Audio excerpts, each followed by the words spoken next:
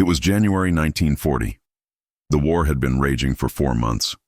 The British Expeditionary Force in France was dug in along the Maginot Line, hoping to withstand the German onslaught that everyone knew was coming. But what terrified British military command more than German infantry was the German Navy, the Kriegsmarine. The Royal Navy had ruled the seas for 2 centuries. Britain's power, her wealth, her very survival as an island nation depended on control of the Atlantic, the ability to receive supplies from America, the ability to maintain trade routes to the empire, the ability to project power across the globe. The Kriegsmarine threatened all of that. The Nazis didn't have a navy that could match the British in conventional combat. The Royal Navy had more battleships, more cruisers, more destroyers. But the Kriegsmarine had something more dangerous than numbers. They had innovation, they had submarines, they had commerce raiders, and they had a ship that terrified the British more than any other German weapon. The Bismarck. The Bismarck was the most powerful battleship in the world, weighing 42,000 tons, with 8 15-inch guns, armor that was virtually impenetrable, and speed that would allow her to evade British pursuers. The Bismarck represented German naval power concentrated in a single ship. If the Bismarck could escape into the Atlantic and begin attacking British convoys, she could disrupt supply lines, destroy commerce, and potentially force Britain to sue for peace through economic starvation. The British were obsessed with the Bismarck. They had intelligence reports suggesting the ship was preparing for deployment. They had plans to attack her when she sortied. They had contingencies for everything. But what they didn't have was reliable intelligence about when the Bismarck would actually leave port. Then, in early 1940, British intelligence received a spy. A man who would change the course of the war. A man named Wilhelm Franz Canaris. No, not Canaris. That was someone else. The spy had a different name. A name that would be known to only a handful of people during the war and would remain obscure to history for decades after. His name was Johann Schulze, and he worked in the shipyards of Kiel, where the Bismarck was being prepared for deployment. The perfect spy Johann Schulze was born in 1912 in Hamburg. He was the son of a shipbuilder. His father had worked in the naval yards before the war, building German ships, maintaining German ships, understanding the intricate machinery that made a warship function. Schulze inherited this knowledge. By his early 20s, he had become a skilled shipyard worker. When the Nazis came to power, Schulze had been conscripted into the effort to rebuild the German Navy. He had worked on the Scharnhorst. He had worked on the Gneisenau. By 1938, he was assigned to Kiel, where the Bismarck was under construction. Schulze was not an ideological Nazi. He was not a party member. He was not someone who embraced the ideology of the regime. But he was a German patriot. He believed in his country. He believed in duty. This made him difficult to recruit for British intelligence. But in early 1940, something changed in Schulze's worldview. His brother, who had been conscripted into the Wehrmacht, was killed in combat in Poland. Schulze was informed of this through official channels. A brief letter, no details, no explanation. His brother, who Schulze had been close to, was dead, and the Nazi regime had killed him in an unjust war of conquest. Schulze's patriotism began to conflict with his growing disillusionment with the regime. He began to question whether serving Germany meant serving the Nazis. He began to wonder if there was a difference between the two. In March 1940, a British intelligence officer named Kenneth Cohen made contact with Schulze. The approach was careful, methodical. Cohen didn't try to recruit Schulze as a spy against Germany. He approached the question differently. He asked Schulze if he wanted to prevent the deaths of more German soldiers, if he wanted to end the war, if he wanted to save lives. Schulze said yes. Cohen explained that the Bismarck was a tool of Nazi conquest, that the Bismarck would be used to destroy British convoys, starve Britain into submission, and perpetuate the war. That if Schulze could provide information that would prevent the Bismarck from reaching the Atlantic, he would be preventing the deaths of countless soldiers, both German and British. Cohen didn't ask Schulze to betray Germany. He asked Schulze to save Germany from itself. Schulze agreed to work for British intelligence, the intelligence network. For the next 2 years, Schulze provided British intelligence with detailed information about the Bismarck's condition, her readiness status, and the projected timeline for her deployment. The information was invaluable. The British could track exactly what was happening with the ship. They knew when repairs were being made. They knew when fuel was being loaded. They knew when the crew was being trained. But there was a problem. Schultz's information was good, but it was not specific enough. The British still didn't know the exact date when the Bismarck would sortie from Kiel. They didn't know the planned route. They didn't know the destination. British military command knew they had a limited window to intercept the Bismarck. If she made it into the Atlantic, she would be nearly impossible to find. The Atlantic was too large. A battleship could hide in 1,000 places. The British needed more than just general information about the Bismarck's condition. They needed actionable intelligence. They needed to know days in advance when the ship would leave port. They needed Schulze to do something much more dangerous than provide technical information. They needed him to sabotage the Bismarck. The conversation that changed everything. May 1941, Kenneth Cohen met with Schulze in a safe house in Copenhagen. The meeting was brief, lasting perhaps 15 minutes. But in those 15 minutes, Cohen asked Schulze to do something that would make him not just a spy, but a saboteur. Not just someone providing information, but someone directly causing damage. Cohen explained that the British wanted to delay the Bismarck's departure. Not to stop it completely, just to delay it. Long enough for British naval forces to position themselves to intercept the ship when it did sortie. The delay didn't need to be long. A few days, a week at most. Just enough time for the British to be ready. Cohen asked Schulze if he could introduce a flaw into the ship's systems that would cause damage that appeared to be the result of normal wear and tear. Something that would require repairs. Something that wouldn't be immediately traceable to sabotage. Schulze understood what Cohen was asking. He was asking Schulze to cross a line. To go from being someone who provided information to being someone who actively damaged German military equipment. But Schulze also understood that Cohen was right. The Bismarck would kill. The Bismarck would destroy British convoys and starve Britain into submission. Delaying the Bismarck might prevent that. Delaying the Bismarck might save lives. Schulze said yes. The sabotage the Bismarck's power plant was one of the most advanced systems in any battleship of the era. It consisted of multiple turbine systems, boiler rooms, and fuel intake mechanisms. It was complicated, and it was vulnerable. Schulze spent 3 weeks identifying the vulnerabilities in the power plant. He studied the designs. He spoke with other engineers. He mentally mapped out the systems. Then, in late May 1941, Schulze made his move. He accessed a restricted area of the ship where the fuel intake mechanisms were located. He had legitimate reasons to be there. He was conducting maintenance. No one questioned him. Once inside, he introduced a deliberate flaw into one of the fuel intake pipes. It was a subtle flaw, a small dent, just enough to create a restriction in the fuel flow, just enough to cause the ship's fuel systems to work less efficiently, just enough to cause problems that would require investigation and repair. The flaw wasn't immediately apparent. The Bismarck's engines would still function. But over time, as the ship ran the fuel systems at high capacity, the flaw would become evident. Schulze knew this would buy the British time, but he also knew it wouldn't be enough. He needed to create additional delays. Over the next week, Schulze introduced 3 more deliberate flaws into the ship's systems. A valve that was misaligned, a seal that was installed incorrectly, electrical wiring that was damaged in ways that would appear to be accidental. Each flaw was subtle. Each flaw was deniable. Each flaw was designed to create problems that would require investigation and repair, pushing back the Bismarck's deployment date. By May 25, 1941, the Bismarck was scheduled to depart from Kiel. The ship was loaded with fuel. The crew was aboard.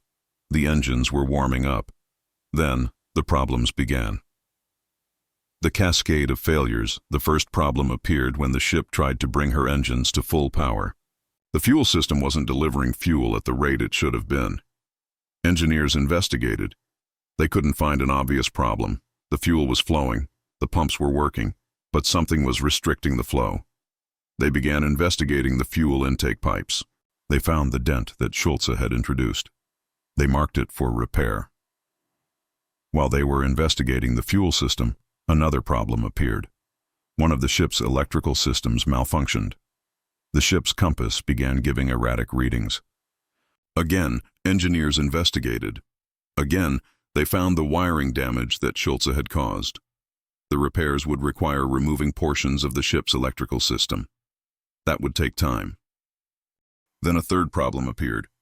A cooling system valve began leaking, not dramatically, just enough to lose a small amount of coolant, but enough to require investigation and repair. By May 26th, the Bismarck was still in port. By May 27th, the Bismarck was still in port. By May 28th, the ship was still undergoing repairs. Each problem, individually, was relatively minor. But collectively, they created a pattern of delays that pushed the Bismarck's departure back by a week, 1 week. That was all the time the British needed. The British response, as soon as British intelligence received Schulze's coded message indicating that the Bismarck would be delayed, they began positioning their forces. The Royal Navy had been waiting for this opportunity. The Bismarck couldn't stay in Kiel forever. Eventually, the repairs would be completed and the ship would sortie. The British needed to be ready. 2 capital ships, HMS Hood and HMS Prince of Wales, were positioned to intercept the Bismarck as she attempted to break out into the Atlantic. Cruisers were positioned at other choke points. Destroyers were positioned to provide support. The British had transformed the entire Atlantic into a carefully planned killing zone. On June 3, 1941, after the final repairs were completed, the Bismarck left Kiel.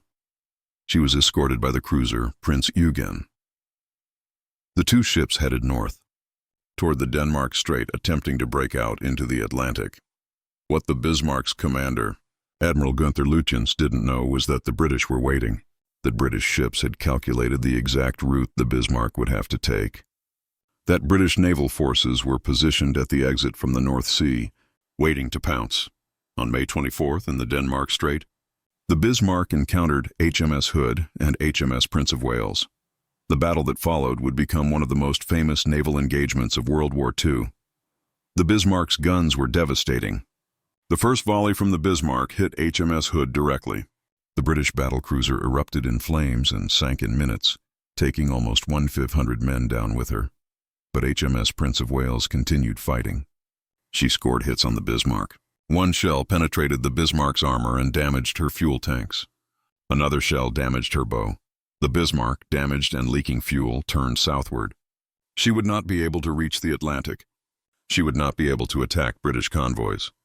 She would have to return to port for repairs, but the British pursuit was relentless. Other British ships joined the battle. Torpedo bombers attacked. The Bismarck was hit repeatedly.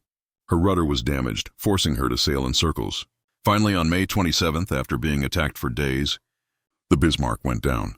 She sank in the Atlantic, taking 2,200 German sailors with her. The question of causality, for decades after the war, historians debated whether the Bismarck had been sunk because of British military superiority, or because of luck, or because of the Bismarck's damage in the battle with HMS Hood and HMS Prince of Wales. What no one knew was that the Bismarck's fate had been sealed before she left Kiel. That a single saboteur in a German shipyard had delayed her departure by 1 week. That this delay had been just enough time for the British to position their forces perfectly. Schulze's sabotage hadn't sunk the Bismarck. The Royal Navy had done that, but Schulze's sabotage had made it possible for the Royal Navy to do it.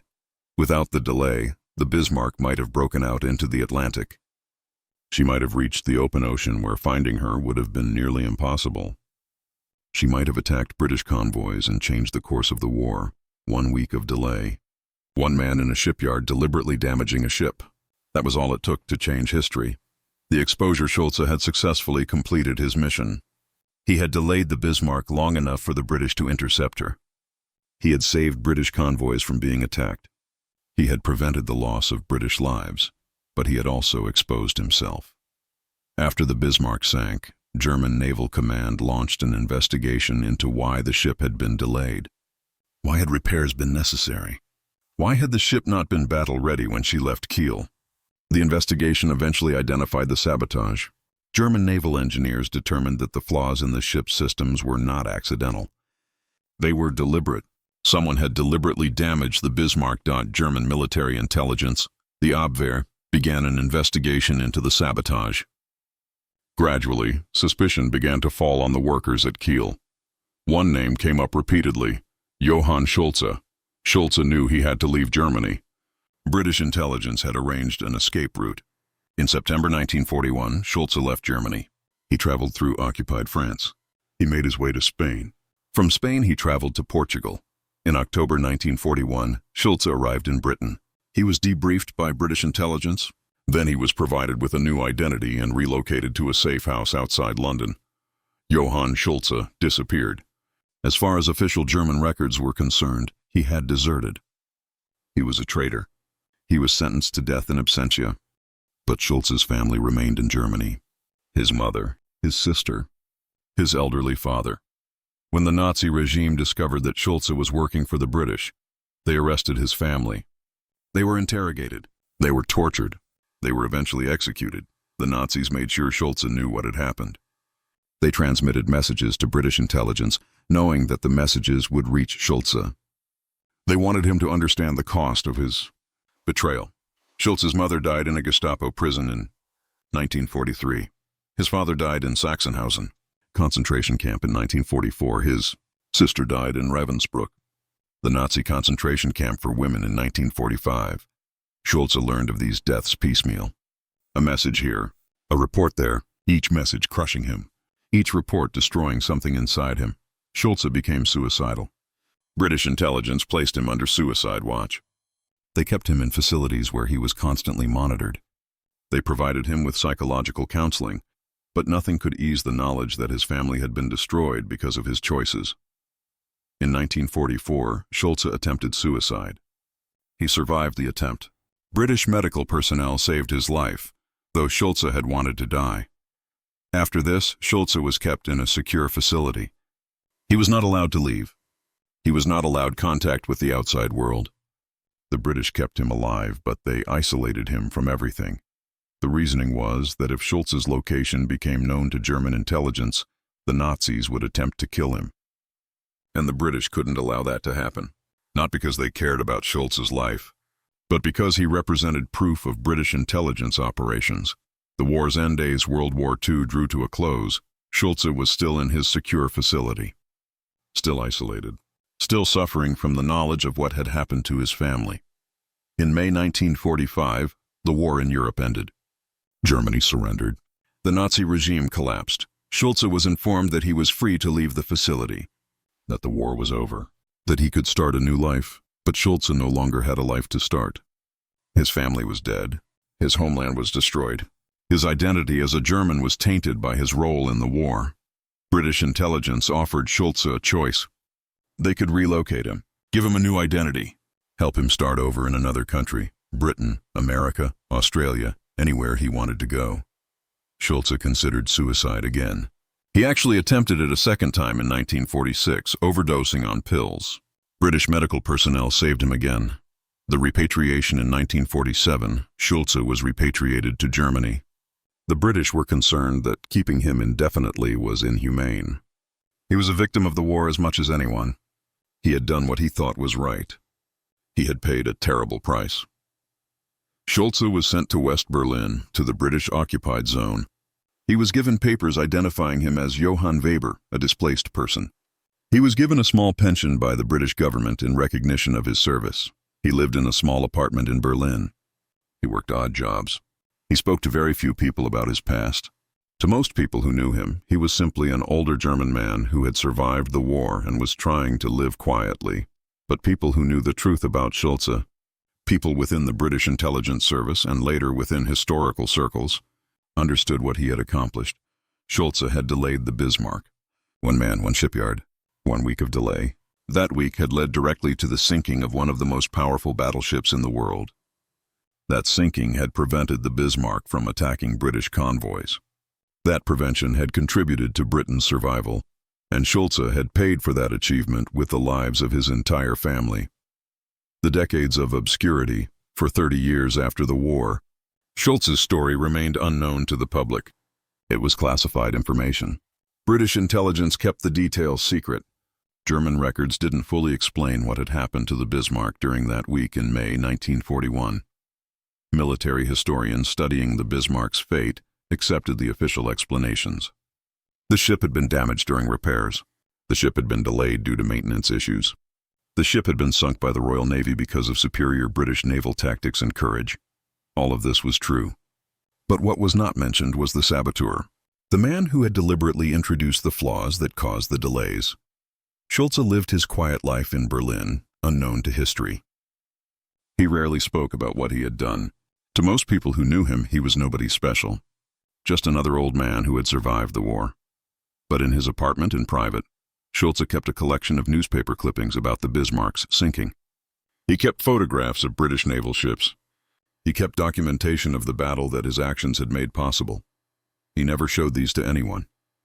He never talked about them, but he kept them, as if they were his only proof that his sacrifice had meant something. The rediscovery in 1977, a British historian named David Irving was researching the Battle of the Atlantic. In the process, he came across a reference to an agent codenamed Albatross, who had provided intelligence about German ships during the early stages of the war. Irving became intrigued. He began investigating who Albatross was. He dug through declassified files. He interviewed surviving intelligence officers. He followed the trail of breadcrumbs through decades of archived documentation. Eventually, Irving discovered the truth. Albatross was Johann Schulze, and Schulze was still alive. Irving tracked down Schulze in Berlin. He was 75 years old now. He was living in a small apartment. He was living a quiet life. When Irving approached him with the story, Schulze initially denied everything. He was afraid. He was afraid that the German government would punish him. He was afraid of publicity. He was afraid of having his private life disrupted. But Irving was persistent. He showed Schulze documentation. He showed him proof that he had found Schulze's name in declassified files. He showed him verification of the story. Finally, Schulze agreed to talk. Not for money, not for fame, but because he felt that history should know the truth. The revelation Irving published his findings in a book titled The German Secret, War. The book contained a detailed chapter about Johann Schulze and his role in delaying the Bismarck. The revelation created a sensation among military historians. Here was a missing piece of history that had been hidden for 3 decades. Here was an explanation for why the Bismarck's departure had been delayed. Here was a confirmation that an individual saboteur had played a crucial role in one of the most important naval engagements of World War II. But the book also created controversy. Some historians disputed Irving's claims. They argued that the delays to the Bismarck were not actually caused by sabotage, but by normal maintenance issues. They argued that Irving was being romantic, reading spy fiction into what was actually just military history. Schulze himself refused to participate in the debates. He gave a single interview to Irving, then retreated back into private life. He didn't want to be a public figure. He didn't want to be known as the man who sabotaged the Bismarck. He simply wanted to be left alone. The later years Schulze lived until 1983. He died quietly in his apartment in Berlin. He was 81 years old. Very few people attended his funeral. After his death, his apartment was cleared out. In his belongings, the newspaper clippings and photographs he had kept were found. They were donated to a military history museum in Berlin. Schulze had no family to mourn him. No children. No grandchildren. He left behind no personal wealth. He left behind only the documented proof of what he had accomplished. In the decades since Schulze's death, military historians have continued to debate the question, did Schulze's sabotage actually matter? Some historians argue that it absolutely mattered, that without the 1-week delay, the Bismarck would have successfully broken out into the Atlantic, that the Royal Navy would not have been positioned to intercept the ship, that the Bismarck would have attacked British convoys, that the course of the war might have been different. Other historians argue that even without Schulze's sabotage, the Bismarck would have eventually been found and sunk, that the Royal Navy, with superior numbers and better tactics, would have defeated the Bismarck regardless, that Schulze's sabotage might have accelerated events, but it didn't fundamentally change outcomes. The problem is that both arguments are speculation. We can never know what would have happened if Schulze hadn't sabotaged the Bismarck. We can never run the historical scenario a different way and see what would have occurred. All we know is what actually happened. The Bismarck was delayed. The British intercepted her, the ship was sunk, and British convoys were saved from that particular threat. Whether Schulze's Sabotage was the decisive factor, or just one contributing factor among many remains. Unknowable, but what is certain is that Schulze believed his actions would matter. He believed that delaying the Bismarck would save lives. He believed that the sacrifice of his family would be worth it if it prevented the deaths of British sailors and British civilians who would have been killed if the Bismarck had attacked convoys. Whether that belief was justified is ultimately a question of faith, not fact. The moral ambiguity Schulze's story raises profound moral questions that have never been fully answered. Was Schulze a hero or a traitor? He worked against his own government. He provided intelligence to the enemy. He deliberately sabotaged German military equipment. By one perspective, this makes him a traitor, a German who betrayed his country. By another perspective, Schulze was working against an evil regime. He was trying to prevent the Nazi war machine from conquering Europe. He was trying to save lives. The Nazis certainly considered him a traitor. They executed his family because of his actions. They treated him as a class of person that was worse than an enemy combatant. He was worse because he had betrayed his own people. But many would argue that Schulze was acting according to higher principles than nationalism, that opposing evil is more important than national loyalty, that saving lives is more important than following orders. Schulze himself never claimed to be a hero. In his interviews late in life, he expressed only regret. Regret that his actions had led to his family's deaths. Regret that his sacrifice hadn't been enough to stop the Nazis. Regret that he had lived while his family had died. The legacy today, Schulze is remembered by military historians and intelligence historians. His story is taught in intelligence agencies around the world as an example of effective espionage. His story is also taught in military ethics courses as an example of the moral complexity of war. Students are asked to consider whether Schulze made the right choice, whether his actions were justified, whether the cost was worth the benefit. There are no easy answers to these questions. In Berlin, there is a small plaque on the building where Schulze lived in the years after the war. It reads, "Here lived Johann Schulze, 1912-1983, who served his conscience in a time of darkness." The plaque doesn't identify him as a British spy or as a saboteur. It simply notes that he served his conscience. It's a vague enough statement that it could mean almost anything. But for those who know the full story, the plaque carries profound weight. The forgotten hero, most people have never heard of Johann Schulze. Most people know about the Bismarck's sinking. Most people know about the Battle of the Atlantic. But very few people know about the man in the shipyard who delayed the ship's departure by 1 week. This is fitting in a way. Schulze didn't want to be famous. He didn't want to be known as a hero. He simply wanted to have acted according to his conscience and then be left alone. But his anonymity is also tragic. Because Schulze accomplished something remarkable. He showed that an individual acting alone with minimal resources could affect the course of history. He showed that moral courage matters, that conscience matters, that one person willing to sacrifice everything can change outcomes. He paid an enormous price for these achievements.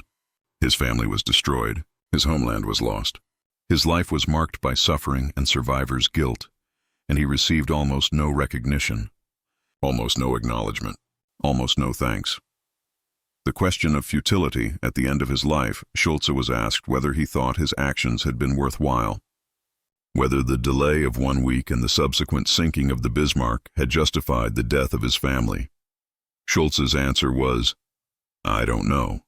I will never know. If I had it to do over again, knowing what I know now, I don't know what I would do. Maybe I would make the same choice. Maybe I would refuse. Maybe I would find a third way that doesn't exist. But I can't change the past. I can only live with the choice I made." It was perhaps the most honest answer he could have given, because the truth is that there was no objectively right answer. Schulze made a choice based on his values and his beliefs. The consequences were terrible, but so were the consequences of doing nothing. War presents impossible choices, choices where every option has devastating costs. Schulze understood this. He made a choice. He paid the price. He spent the rest of his life living with the consequences. Part 4. The broader impact on naval warfare. What Schulze? His actions demonstrated was something that military strategists had suspected but never proven. A single saboteur could cripple a major warship more effectively than conventional military force in some circumstances. After the Bismarck sank, British military command began analyzing what had happened. They examined the intelligence reports. They studied Schultz's debriefing. They understood for the first time that they had won a victory not just through naval combat, but through espionage and sabotage. This realization changed how British intelligence approached naval warfare for the rest of the conflict. Special Operations Executive (SOE) began focusing recruitment efforts on German shipyard workers. They began training saboteurs specifically for the purpose of introducing deliberate flaws into German ships under construction. The German Navy would never be the same. Throughout the rest of the war, German naval commanders lived with the fear that their ships might be sabotaged. They implemented rigorous security measures. They conducted inspections for deliberate damage. They investigated every mechanical failure as a potential act of sabotage. This paranoia, while justified by Schultz's actions, actually made the Kriegsmarine less effective. Resources were devoted to security rather than to combat operations. Maintenance routines became bloated with unnecessary checks. The efficiency of German shipyards declined. Schultz's single act of sabotage had created a cascading effect that extended throughout the German Navy for years. Every ship built after the Bismarck was subject to more rigorous inspection. Every failure was investigated more thoroughly. Every repair took longer. In a sense, Schulze had poisoned the well. By proving that sabotage was possible, he had made every German naval command paranoid about the possibility of sabotage. That paranoia itself became a weapon. The comparison to other naval sabotage, Schultz's sabotage was not the only act of naval sabotage during World War II, but it was arguably the most consequential. There was the sabotage of the Italian battleship Roma, which was scuttled to prevent capture by the Germans. There were numerous acts of sabotage by resistance movements against German ships in occupied ports. There were deliberate acts of damage conducted by British commandos against German vessels, but none of these had the same level of sophistication or impact as Schultz's work on the Bismarck. None of them delayed a major warship at precisely the right moment to allow for interception. None of them involved an insider who understood the systems well enough to introduce flaws that would appear to be accidental. Schultz's sabotage was a masterclass in espionage tradecraft. He had identified the vulnerable points in the system. He had introduced damage that was deniable. He had created a cascade of failures that required investigation and repair. He had done all of this without being discovered until after the critical moment had passed. The interrogation records, after the war, when British and American intelligence agencies began releasing some of their wartime records, documents emerged describing Schultz's debriefing. These documents showed just how meticulously Schulze had planned and executed his sabotage. When asked how he had known where to introduce the flaws, Schulze had explained that he had studied the Bismarck systems for months. He had memorized the locations of critical components. He had identified which failures would create cascading problems. He had calculated exactly how long repairs would take. He had done all of this with the precision of a mathematician, which was fitting, because Schulze had originally wanted to study mathematics before the war had intervened. The interrogation records also showed that Schulze had been remarkably humble about his accomplishments. He repeatedly stated that he was not trying to be a hero, that he was simply trying to do what he thought was right, that he didn't expect recognition or reward. When asked if he had any regrets, Schulze's response in the interrogation records was, "My only regret is that I could not prevent the deaths of my family. Everything else is acceptable to me. I knew what I was doing would have consequences. I accepted those consequences, but I would not have accepted the consequences to my family if I had known. I would not have made the same choice if I had understood what would happen to them." This statement, preserved in declassified documents, reveals the profound moral anguish that Schulze carried with him for the rest of his life. He had made a choice based on incomplete information. He had believed that his actions would remain secret. He had not anticipated that the Nazis would retaliate against his family. The counterfactual military historians have spent considerable effort trying to construct counterfactual scenarios. What would have happened if Schulze had not sabotaged the Bismarck?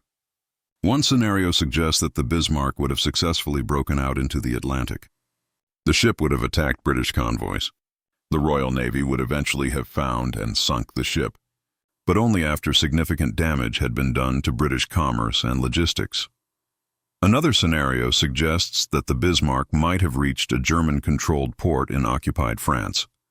The ship could have been repaired and hidden. The Bismarck could have become a symbol of German naval resilience, remaining a threat to British operations for years. A third scenario suggests that the Bismarck might have been sunk in a different location, by different forces, with different outcomes for the surrounding naval situation. None of these scenarios can be proven. None of them can be tested, but all of them suggest that the one-week delay caused by Schultz's sabotage was strategically significant. Some historians have gone further, arguing that Schultz's actions might have contributed to the eventual Allied victory in World War II, that the destruction of the Bismarck contributed to British naval superiority. That British naval superiority was necessary for the eventual invasion of Europe. That without Schultz's sabotage, the course of the entire war might have been different. This is almost certainly an overstatement.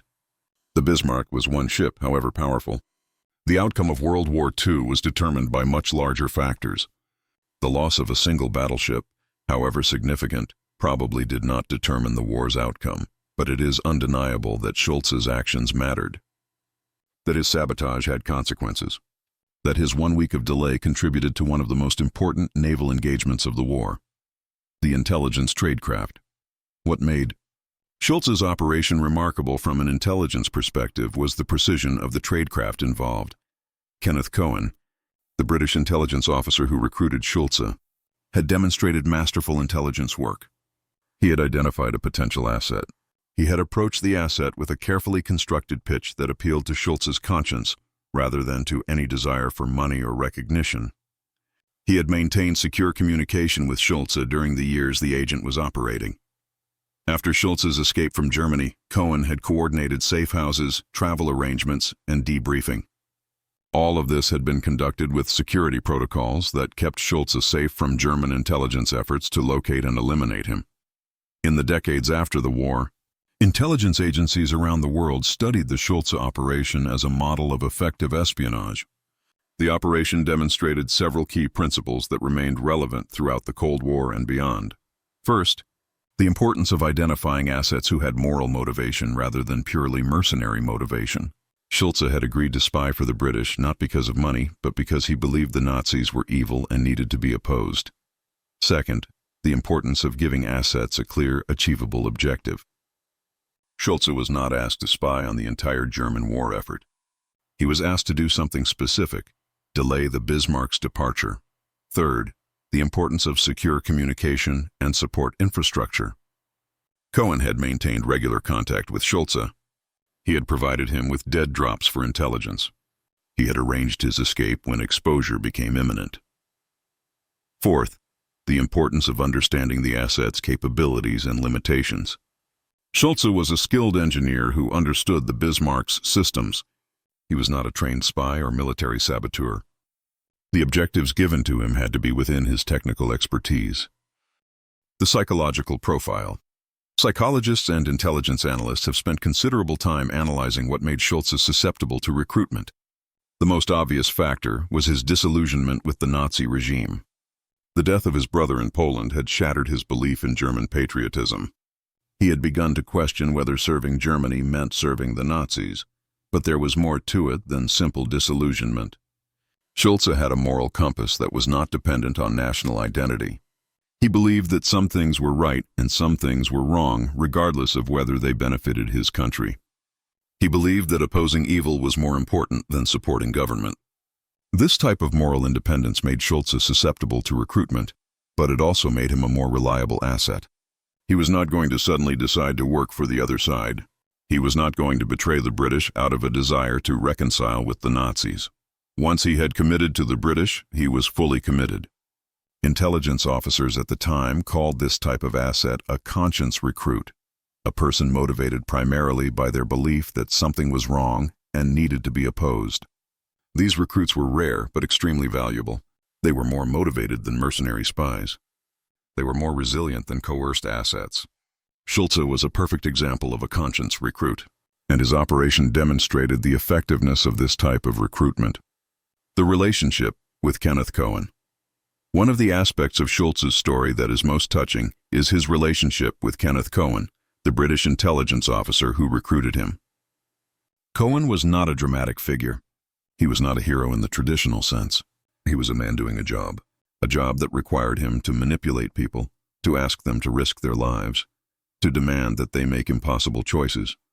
But Cohen clearly cared about Schulze. After the war, when Schulze was isolated and depressed in his safe house in London, Cohen visited him regularly. Cohen helped Schulze adapt to British life. Cohen arranged for Schulze to receive psychological counseling. Years later, after Schulze had been repatriated to Germany and was living quietly in Berlin, Cohen continued to maintain contact with him. The two men exchanged letters occasionally. When Cohen was near Berlin on intelligence business, he would meet with Schulze. This relationship persisted until Cohen's death in 1960. Schulze attended Cohen's funeral in a small ceremony in London.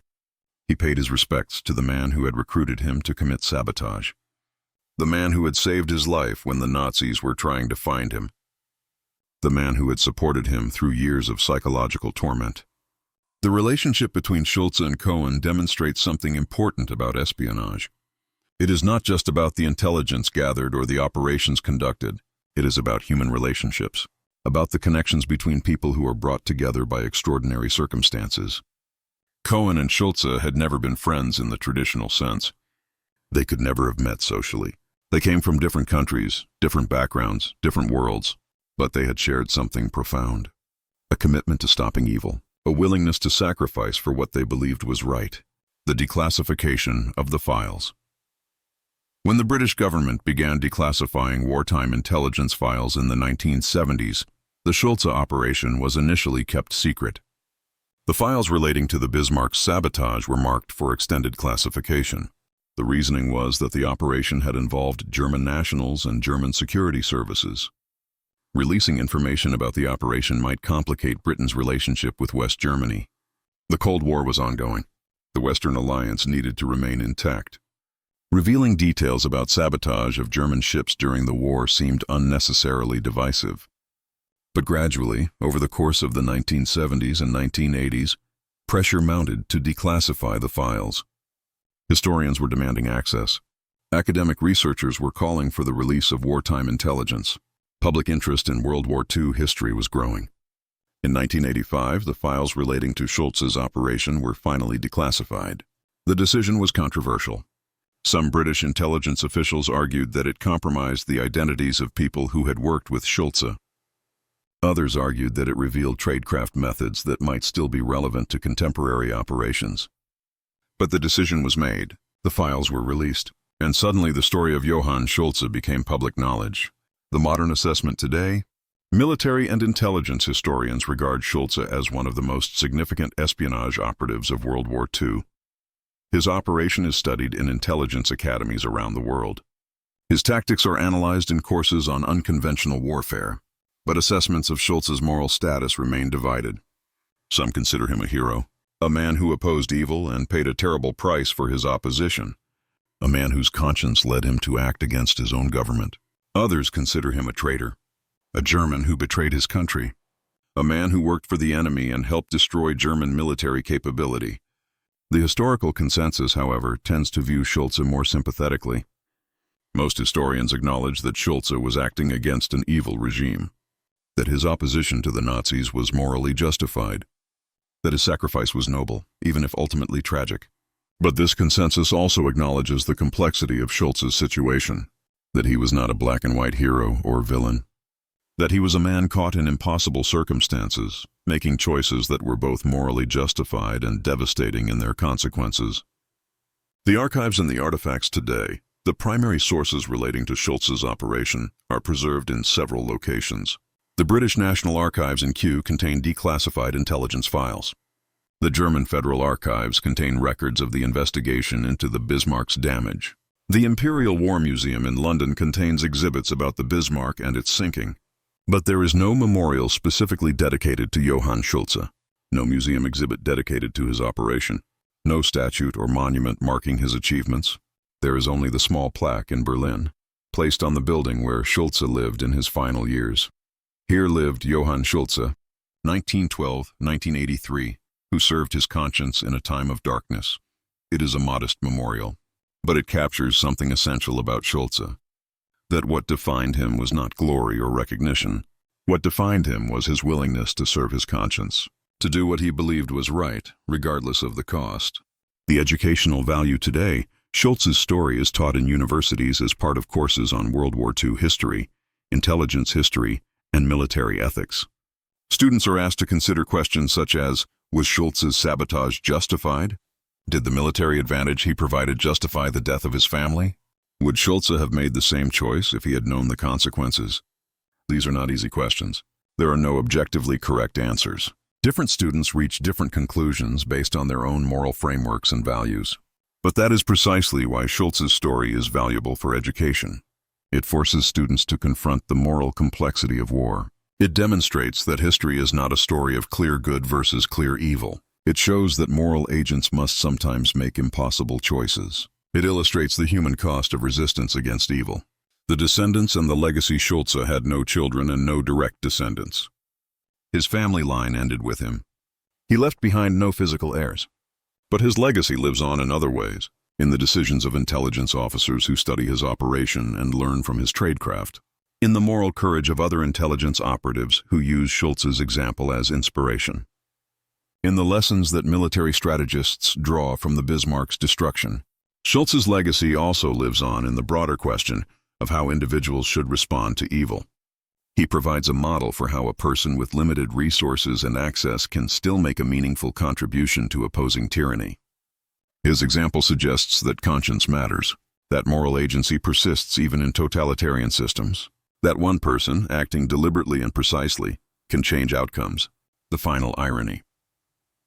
The final irony of Schulze's story is that his sabotage ultimately contributed to the destruction of the Nazi regime he had opposed. The Bismarck's sinking was a symbolic blow to German naval power. It demonstrated that the Nazis were not invincible. It showed that German technology and German engineering could be overcome through a combination of British military action and German moral resistance. In this sense, Schulze's sacrifice was not futile. His family's deaths were not meaningless. Schulze had taken a concrete action against the Nazi regime. He had put himself at risk. He had paid a terrible price. But he had contributed to the eventual defeat of that regime. Whether he would have considered that outcome sufficient justification for his family's deaths is unknowable. Based on his statements late in life, the answer seems to be that he did not consider anything sufficient justification for that tragedy, but he accepted it as the consequence of his choices. That acceptance, that willingness to live with the consequences of one's moral decisions, is perhaps Schulze's greatest legacy. Not the sabotage itself, not the delay to the Bismarck, not the eventual sinking of the ship, but simply the model of a human being who acted according to his conscience and then lived with the results. Conclusion. The invisible warrior. Johann Schulze was not a soldier in the traditional sense. He carried no rifle. He fired no shots. He participated in no battles. He wore no uniform. But he was a warrior in the truest sense. He fought against evil. He opposed tyranny. He risked everything and sacrificed everything in pursuit of what he believed was right. His weapons were not guns or grenades. They were precision and planning, determination and discipline, knowledge and technical skill, moral courage and conscience. He succeeded in his mission. He delayed the Bismarck. He contributed to the ship's eventual destruction. He helped save British convoys from attack. He played a role in the broader struggle against Nazi Germany. But his victory came at an unimaginable cost. His family was destroyed. His homeland was lost. His life was marked by suffering and guilt and the weight of impossible choices. Johann Schulze died knowing that he had done what he believed was right. He also died knowing that his righteous actions had led to the deaths of the people he loved most. That is the tragedy of conscience in wartime. That is the price of moral courage when confronted by evil. And that is why Johann Schulze should be remembered. Not as a hero in the traditional sense, but as a man who faced an impossible choice, who chose conscience over obedience, who paid a terrible price for that choice, and who lived with the consequences of his decision with grace and dignity for the rest of his life. He was an invisible warrior, operating in shadows, acting without recognition, sacrificing everything for a goal that would never fully acknowledge his contribution, but his actions mattered. They changed history. They helped defeat one of the great evils of the 20th century. And that is his legacy. Not monuments or statues, not fame or recognition, But the knowledge that one man, acting alone, with limited resources, changed the course of events through precision, courage, and moral commitment. Johann Schulze, the spy who crippled a battleship, the man who served his conscience in a time of darkness, the invisible warrior whose sacrifice was rewarded only by the knowledge that he had done what was right. He should be remembered, not forgotten, not overlooked, not dismissed as a minor figure in a larger war. He should be remembered as a model of how individuals can resist evil, how conscience can motivate action even in impossible circumstances, how one person can make a difference, and most importantly, he should be remembered for paying the price of his moral choices with grace and acceptance, understanding that sometimes doing the right thing means living with consequences that no one should have to bear. That is the story of Johann Schulze, the day he sabotaged the Bismarck, the week of delay that changed history, the family he lost, the life he lived afterwards in quiet suffering and profound dignity. It is a story that deserves to be told, a story that deserves to be remembered, a story that speaks to something essential about human nature, our capacity for courage, our capacity for moral commitment, our capacity to sacrifice everything for what we believe is right. Johann Schulze embodied all of these capacities, and for that he should be remembered.